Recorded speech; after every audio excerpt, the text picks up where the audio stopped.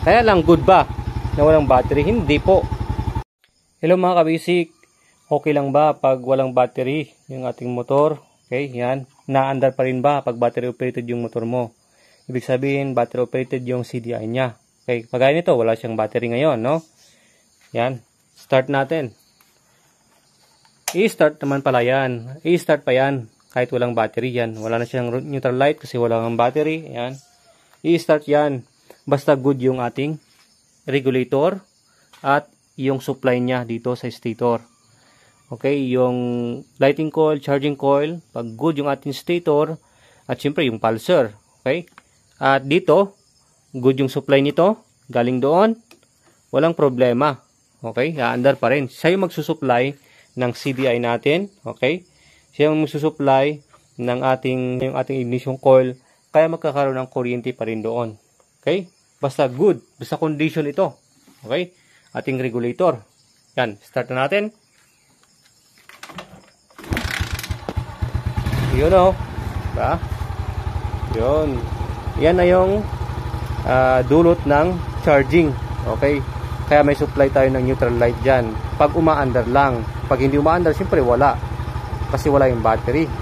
Pero yan, nasusuplayan ng regulator yan. Galing sa stator yung supply, stator coil natin, papunta sa regulator natin. Ayan, at saka sinusupply niya to kasi naka-series itong supply ng ignition switch natin dito sa battery. Kaya kahit wala to, naandar pa rin yung motor natin. Kaya lang, good ba na walang battery? Hindi po. Kailangan yung bilhan ng battery yung ating motor kasi napaka-importante yung battery natin na support ng ating regulator. Siyempre, pag ito lang kasi yung nagsusupply na sa bawat wiring mo, sa bawat busina, sa ilaw, ayan, may hirapan to. Okay, at siyempre pwede rin bumigay yung stator natin pag tumagal na. Ayan, so dapat meron tayo nito.